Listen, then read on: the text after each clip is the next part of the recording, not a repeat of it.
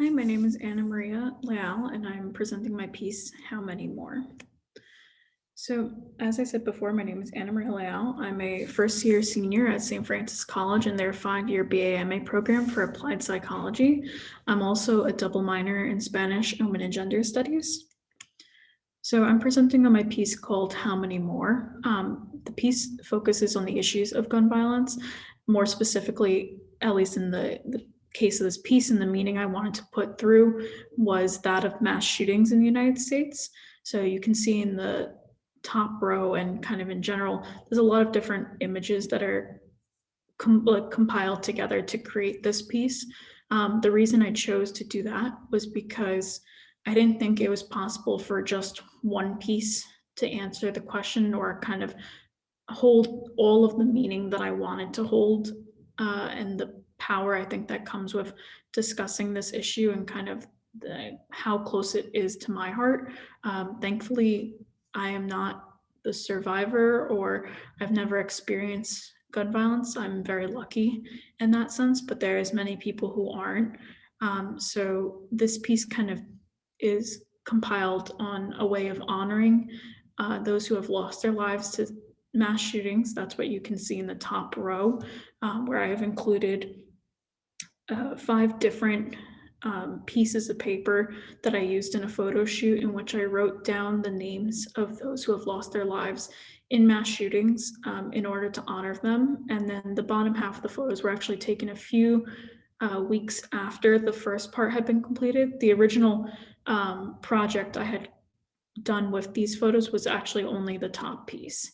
And it was going to be compiled with a song by an artist called Grandson, who has a song about gun violence that is really close to my heart. And I actually found out after I completed that piece, I was working on putting it together. And then I found out about the demonstration being led by a group called Moms Demand Action in partnership with their student group, Students Demand Action, which calls for more gun control across the country. So the bottom half of the photos were taken at that demonstration in City Hall in Manhattan. So you can see in the different photos, there's different groups there that are calling for, common sense gun laws, calling for just passing different bills. So I think two of the photos that actually touch my heart really deeply is there on the bottom left corner, there is a sign that says, I'm a Republican, I'm a gun owner, I'm a gun sense owner, and it calls for passing HR 8 at that time. So to me, that was really powerful because it shows that this isn't a partisan issue. It's not just something that Democrats or choose or liberals choose to promote. It's something that affects all of us. It's not just a one party issue. It's an issue. It's a human rights issue that affects all of us. And you can also see in the middle column at the bottom, the people standing there are actually the relatives of those who have lost someone to gun violence. And finally, you can see where the piece gets its title. The lady in the middle is holding a sign that says, hey, hey, NRA, how many kids have you killed today? So that was kind of the inspiration for the title of how many more people have to lose their lives to gun violence. I think you can see why I couldn't just pick one photo, because each photo tells a different part of the story of those who are affected by gun violence. The top half, just to give you a bit more detail on it, shows people who have lost their lives. So it's the victims' names are listed out.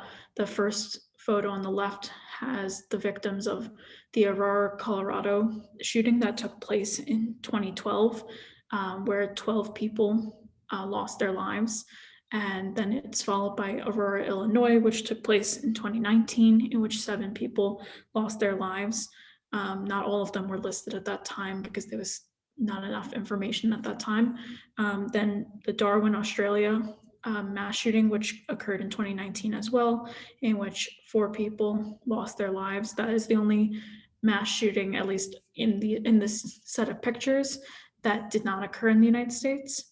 And finally, you have on the right side is the Virginia Beach shooting, which occurred in 2019 as well, in which 13 people lost their lives. And finally, the Parkland shooting, which occurred in 2018, in which 17 people lost their lives. The top photos occurred shortly after the Darwin shooting. It was kind of my way of honoring those who lost their lives that day. And it was also kind of the anniversary of Parkland was coming up.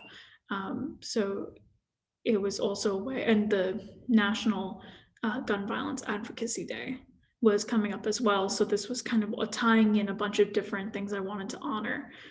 For me personally, I guess you could say, turning point or the thing that called my attention to gun violence occurred first with the Aurora, Colorado shooting, which took place when I was 13 years old.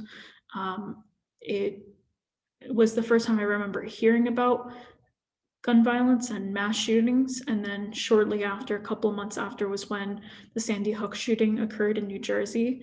And I remember being almost glued to my TV because I was very close in age to many of the students who lost their lives than the people who lost their lives that day.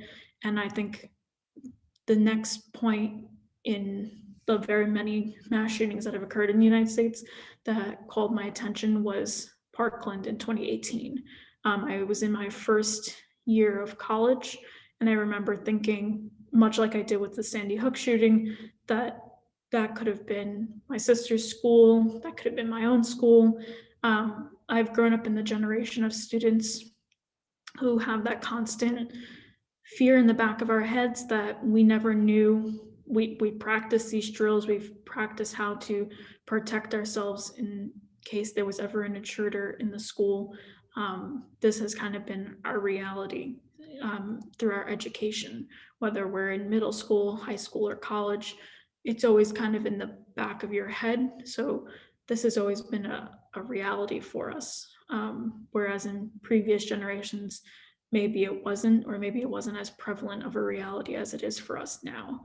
So this was a very important poster for me to put together, a very important piece for me to make, and a very touching piece for me to make. I hoped that it would call the viewer to try to answer for themselves.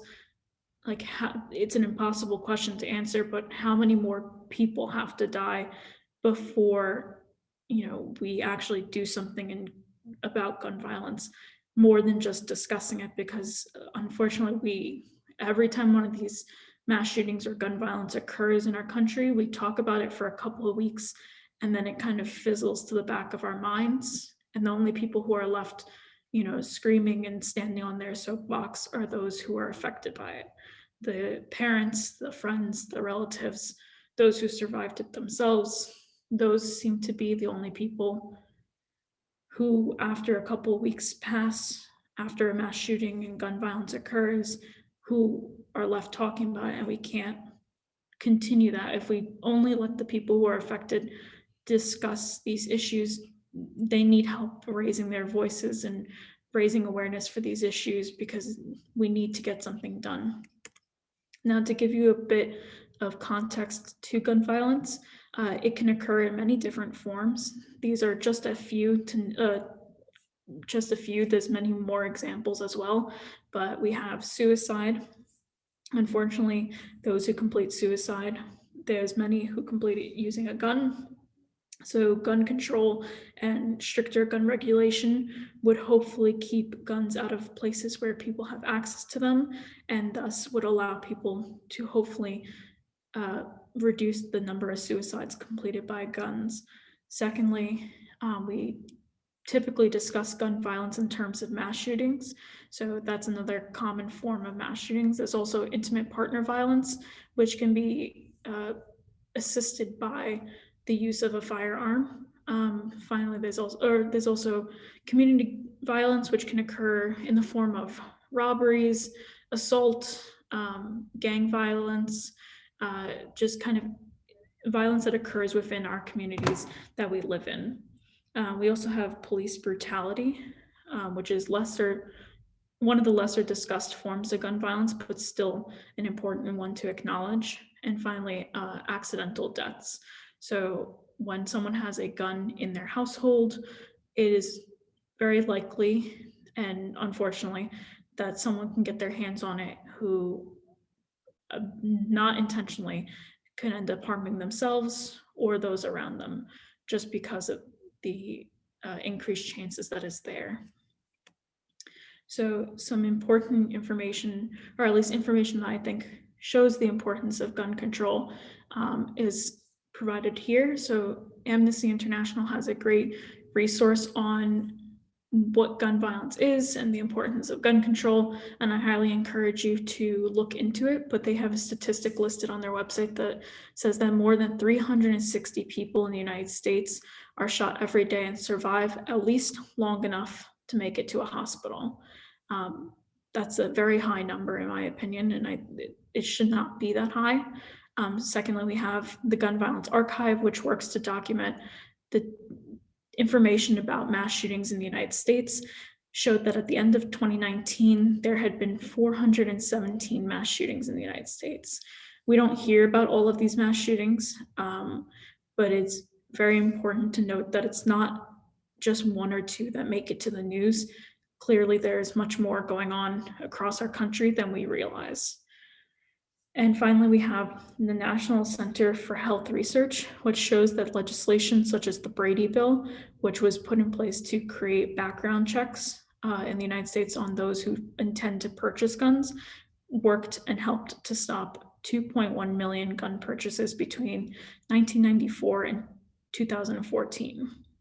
And by doing this, they helped prevent 1 million felons, 291,000 domestic abusers, and 118,000 fugitives from purchasing firearms.